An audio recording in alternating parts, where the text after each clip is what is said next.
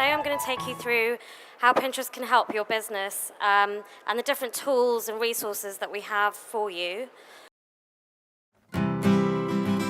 First time I heard about Pinterest, I was actually chatting with a friend who used it, and she was telling me about, we were talking about scrapbooking, and she just randomly said to me, "Oh, do you use Pinterest? You'll absolutely love it." Didn't think much of it at the time, and then when I was starting to do my son's bedroom, I suddenly thought, oh, do you know what? I'm bored with all these magazines, and moved on to using it and been hooked ever since. For Edison's bedroom, got all the ideas, paint colours, etc., and I landed up finding some amazing websites through Pinterest. Probably never would have found them any other way, but I bought a few pictures for his room. So yeah, it was great finding these shops that I wouldn't have known about otherwise. In the past, I'd spent hundreds of pounds on magazines, which you might take 2 pages out of. That gets discarded and you probably don't look at it again, whereas this has just transformed to getting ideas for me. When I'm looking for ideas to cook, quite often I'll go with Adelia Smith, for example, or Jamie Oliver, because I know their recipes and go straight to their website. But often for example, I have people over and I think, I'm going to do Mexican tonight. Without having any idea of what I'm going to do, quite often I find I'll go straight to Pinterest because it gives you more definite tried recipes, or it feels that way anyway, and it kind of pulls together all the different ideas, and I always find I come out with what I need at the end. And it's an easy way to store different recipes in one place, because quite often you could have one dish from one website, another dish from another website. You spend hours searching, so it's useful just putting it all together. Well, Amber and Edison's birthdays are all in the same week, so they were going to share a party, and one of the key things for Amber was as long as they had different cakes. So we sat down together and chose some cakes. It was just handy having them all together, not having to flick through websites. So when she was with me, we could just scroll through, and she quite enjoyed doing that herself, and then want that one, mummy. So it just made it so much easier. I have to really steal some time using Pinterest. So if I'm at soft play with the kids and they're happily playing, I'll get my phone out, use of half an hour here, half an hour there. There will be the odd evening where I'll sit down and I think, oh, I need to search for something. I might sit for, thinking it'll be an hour, lands up being 2 or 3 hours, time just flies. But it could be anything from sitting for ages planned or stealing a minute here, a minute there. I don't often get time to go shopping with the kids, and obviously living quite far out of London, but I follow a board, Anthropology, for example, and can see what's coming out, what's new, what's in season. And it's easy for me that way, and then I can always order things online. So I've got a fashion board. I've also got a drawing board, so things I'd like to eventually one day draw for myself. They're all my ideas, whether I ever get to it or not. It's my ideal, what I'd like to do.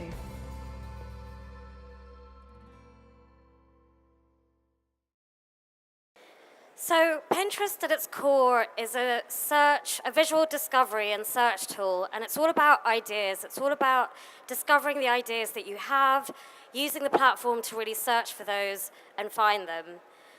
And we really, with Pinterest, we want to help people not only discover ideas, but actually do the ideas they find. So whether that's buying the thing that they find on Pinterest, whether that's making the recipe that they find on Pinterest, we very much want to help inspire people to act when they're using the platform.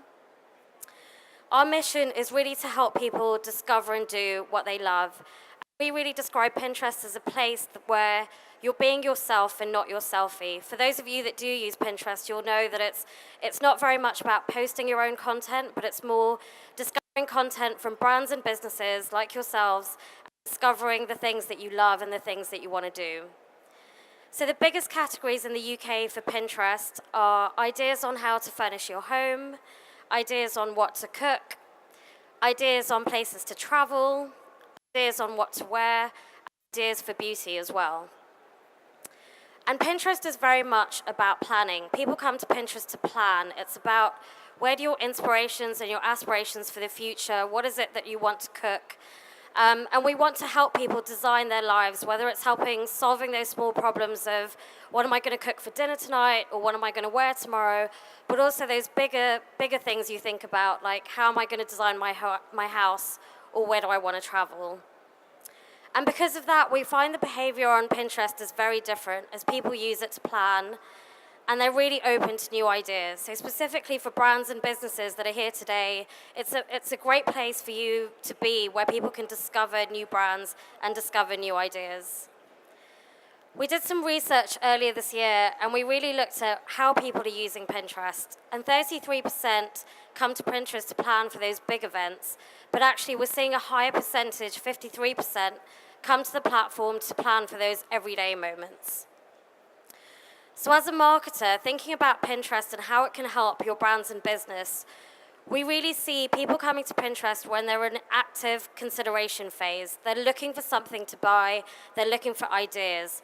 And we actually, within that research, found that 72% of pinners say Pinterest introduced them to new brands or new services. Pinterest also drives purchase behavior online and offline. So again, if you think about the user behavior that people are on when they're on Pinterest, they're really a bit more upper funnel where they sort of have an idea of what they're looking for. They maybe know the style, they maybe know the color, they maybe know the one ingredient in the dish, but they don't know the exact thing. So actually where you're finding people is that they're ready to buy and they want to know more information. So 93% of pinners use Pinterest to plan for or make purchases. 72% of them have seen something on Pinterest and made a purchase offline.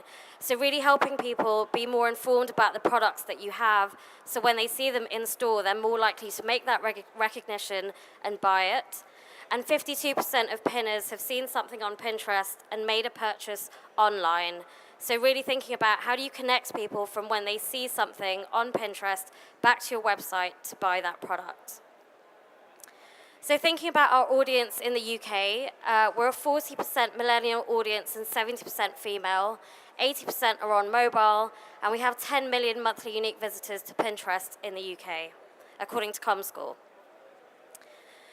Pinners really like to plan for seasonal events. So what I wanted to show you from this graph is really thinking about content and what you put onto Pinterest and how people plan for that. So if you look at Christmas, and it's gone a bit wiggly at the bottom, but people will actually start pinning for Christmas around August and September. So generally what we see is pinners will start planning 2 to 3 months in advance of the actual event of what they're thinking about.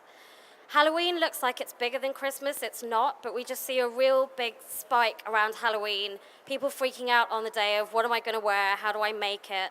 So just thinking about the content when you put it on, when you think about how you're going to reach these people at the different times of the year. The other thing that I want you to take away from this graph is really thinking about evergreen content. Because Pinterest is essentially a search tool, content that might be relevant for me today could be relevant to someone else in a month's time, in a year's time. I know for Christmas there's one Brussels sprout recipe that keeps coming back every year. So Pinterest is a great place for evergreen content where you have things that you want people to keep coming back to. 75% of the content on Pinterest comes from brands and businesses. So for those of you that do use Pinterest, you'll see that there isn't very much user-generated content on the platform. So when people are coming to discover new ideas, they're very much expecting those high-quality, really great images on the platform that are going to help them decide if they want to purchase something, if they want to do something with that. So really thinking about the content that you put on Pinterest and how it looks compared to others, and I'll go through creative best practices for that.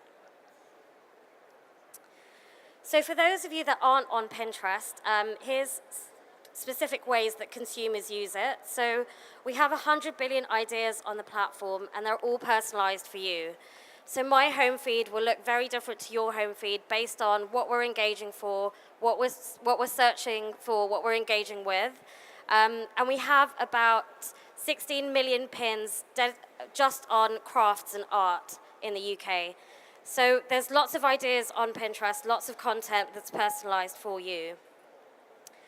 We also very much focus on the search element of Pinterest and how people discover new ideas. So for those of you that don't have the app, I'd very much recommend downloading it. And this is the screen that you'll see when you download it, and you can search for things within that search bar. For brands and businesses, this is a great way to understand when people are searching for things like Halloween or your products, what is the experience that they're getting on Pinterest. The likelihood is that your content probably will exist on Pinterest, and so if you don't have a profile, this is a great way to get more engaged with the audience that might already be engaging with your content on Pinterest. So thinking about how content is brought onto Pinterest, one of the most efficient ways we find with brands and businesses is actually having the save button on your website or on your mobile website. What this allows your audience and potential customers to do is save things they like directly from your website right onto their Pinterest board. A great way for you to really leave it sort of running in the background and have people create content for you for Pinterest. The second way is through having a business profile. So for those of you that are on Pinterest and don't have a business profile, I'd highly recommend you visit business.pinterest.com to see how you can convert this into a business profile. The advantages of this are that you get access to our free analytics, and through that you can understand what's the audience like engaging with your content, how does that grow, what does that look like month on month. But you can also create content specific to Pinterest that might not exist on your website. And then finally, a lot of our pro pinners will have the browser extensions. So within Chrome and Safari, you can actually download this, and essentially any image that you see on the internet, you can save to one of your boards on Pinterest. So how do users discover this content? Again, either just through their home feed, where it's much more of a sort of you're looking for content, you're seeing what's appealing to you, or search, where it's a lot more intent. People are actually putting in keywords of the things that they want to discover. And what are the different engagements? So within a pin, you can click on a pin to get a close-up, you can save it to a board, or you can click through to the website. So we found that people who engage with Pinterest content are 12% more likely to buy in store, and people who engage with pins are 5.8 times more likely to convert online. So for those of you that are on Pinterest, I'll just go through some new additions to the product that we have that will help people discover more of your content. So the first one is the Tried It button. So on every pin, if you scroll down, you'll now see this Tried It button. For the consumer, it's a great way to keep track of all the ideas you have on Pinterest. You can add feedback, you can add photos of the things that you've made. For Pinterest, it's very much focusing more on that do element that we're really talking about this year. How do we make sure that people have a great experience when they come onto Pinterest and actually do the things that they find? And for brands and businesses, it's a great way to build that community. It's a great way to get feedback on what do people think about your product? Do they try it? What's the feedback that they have for it? So I'd really recommend using this on any pins that you see and letting people know what you've tried and how that works. Instant ideas. So for those of you that have Pinterest on your phone right now, I'd love for you to try this. In your home feed, what you'll see is these white circles on the bottom right of every pin. If you see a pin that you really like and you want to discover more ideas around that, simply clicking on that white circle will dynamically change your home feed to show you more ideas similar to this. So for brands and businesses, it's really essential that you're uploading as much content as you have so that when people are doing this, they have an easier way to discover more of your content. Flashlight. So within a lifestyle image like the one that we see on the right-hand side, you can click on any products within an actual pin to discover more of what you like. So if it could be a lamp, a cushion, it's another way of really being able to discover the specific things within a pin that you really want to see. And finally, Lens, my favorite thing to present to people. Who's tried Lens here? Okay, so for those of you on Pinterest at the moment, I'd love for you to open the app and click on the camera icon. And essentially what Lens allows you to do is discover things that you see in real life and find out more about that. So I'll play the video so you can understand how it works. So say I really like this plant that I'm looking at, or it could be anything. Someone's style, someone's product. You take a picture of it and our algorithm will look to identify what is that product, and it will show you similar ideas to that. So a great way if you're out and about and you see the things that you like, you can discover more. We've actually integrated Lens into the new Galaxy S8 phone, so that will be integrated into it where you can discover more. And specifically for brands and businesses, we've actually had Lens read QR codes. So if you do have QR codes on products, it's a great way of bringing the offline back online, whereby they can just scan the QR code and you can direct them to a pin, to a board, to your Pinterest profile page, wherever you really want them to go to save that idea and potentially buy it after. So some tips about building your brand on Pinterest, specifically for Pinterest, making sure you have a profile. So there's lots of brands and businesses who maybe aren't thinking about Pinterest at the moment. And what I'd really recommend is for you to go onto Pinterest, maybe search for products that you're selling and see if your items are there. Without having a profile, people don't really know the destination to go to really see what's new, see what you have, and it's a great way for you to build that brand and build the community on Pinterest. Thinking about followers, a lot of brands and businesses will compare the followers they have on Pinterest to Instagram, to Facebook, to Twitter. Really on Pinterest, you don't have to follow an account to discover that content. So we very much see it as a sort of secondary performance metric. And actually, within the analytics, you should be looking at impressions and audience engagement as opposed to followers, because the likelihood is that your audience are probably engaging with your content on Pinterest without having to follow you. And then finally, having a business account. So with the business account, you get access to those analytics, the free analytics that are available through that. Finally, building your website. So 3 things that you should think about when building your website to be Pinterest optimized. Making sure you have that save button, so allowing people to save content really easily from your website back to their Pinterest board.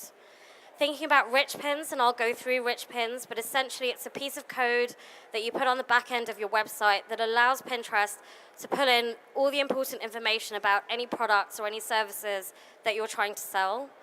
And making sure you've got your Pinterest profile link on your website so people can find you very easily on Pinterest. So here's an example of a save button from someone's blog post. So just thinking about making it really easy for people to save your content as and when they see it on your website by having that Pinterest button. By going to business.pinterest.com, it will have all the information on how you can add this button to your website. Rich pins, so 2 really important rich pins, I think, that for brands and businesses here today are article rich pins. So anyone that has a website or a blog, really thinking about how you make it easier for when people save your content to bring in all the important information, like a summary that's highlighted, where the article's from, a brief sort of description of what the article's about. You don't need to do any of that for every pin. That's pulled in automatically by having this code on your website. And the second one is product-rich pins. So again, having another piece of code on your website essentially allows you to pull in the price and the description of your product directly into a pin. So another great way of just adding information that's really useful for people that are considering to buy your products directly within a pin. That price dynamically changes, so as your price changes on your website, that will also change on Pinterest. And then building your boards. So thinking about when you do have content on Pinterest, how do you organize that? What's really essential is that the pins that make the board are really great and they're Pinterest optimized, and I'll take you through that. But really thinking about the titles of your boards, and what's really important here is to think about how people might be searching on Pinterest. That's the way you want to title your boards, because those are the keywords that we pull in for search. So if you have a board called Halloween and someone's searching for Halloween, then we're more likely to make that connect, that the content you have on that board is about Halloween.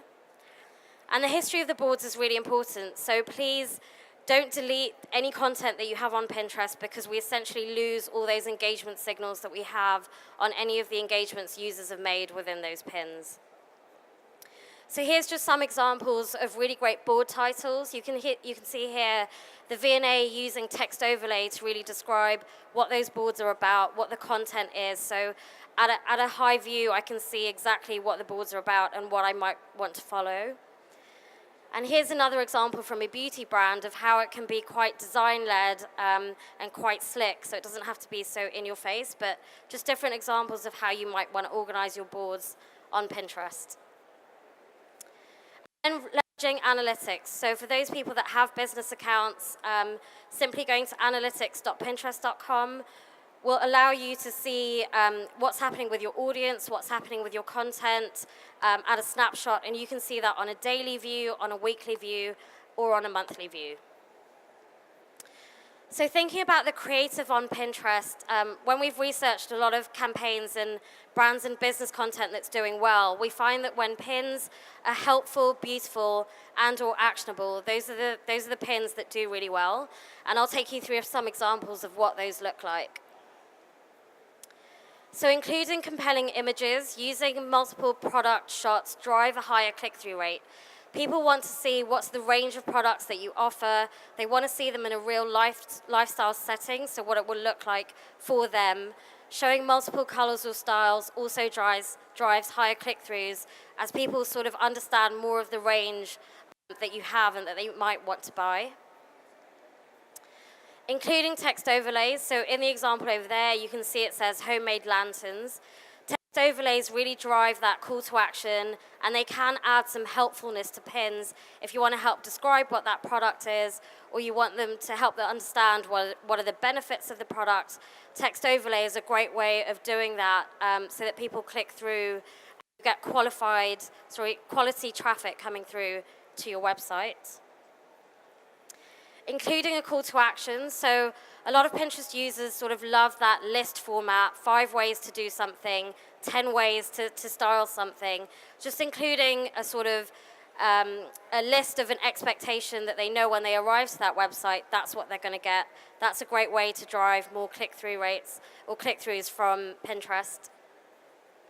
And thinking about the size of your pin, so making sure you go vertical.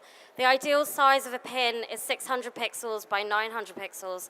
So you can see in that screenshot, the pin on my right-hand side, what will be your left, is a lot longer than the pins that you see on the left-hand column. So really thinking about when people are on their phone, how much real estate you have, and making that as big as possible with the ideal size of a pin. Making sure you have detailed descriptions. So people on Pinterest do really like to read details around the products or the services that the pin has. So making sure when you are adding pins, you've got a really detailed description.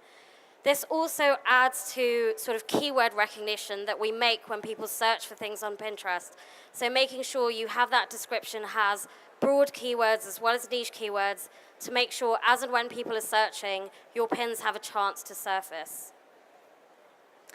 We very much encourage branding on pins, so making sure that your pins have your logo on it.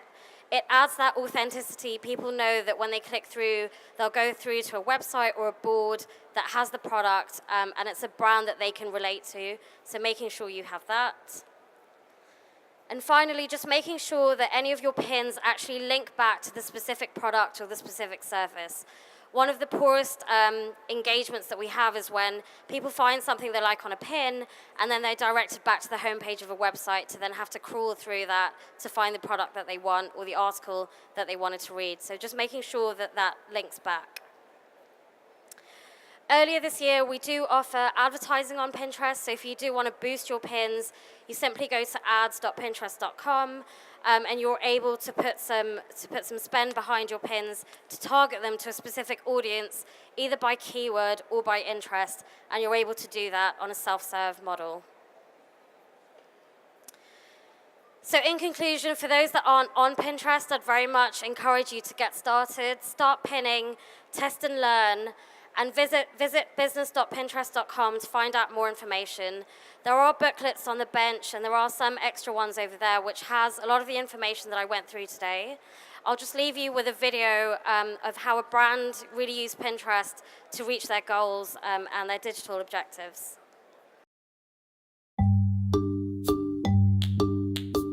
Pinterest is an absolute essential to the marketing strategy for Mums Make Lists. With Mums Make Lists, we get 150,000 to 200,000 readers a month on the site, and around 60% of that is coming directly from Pinterest.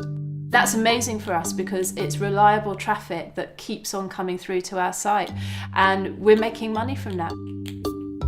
Mums Make Lists is a parenting-focused website This is actually creating a really useful resource for parents. And as it's turned out, it's turned into a really sustainable business that just keeps growing.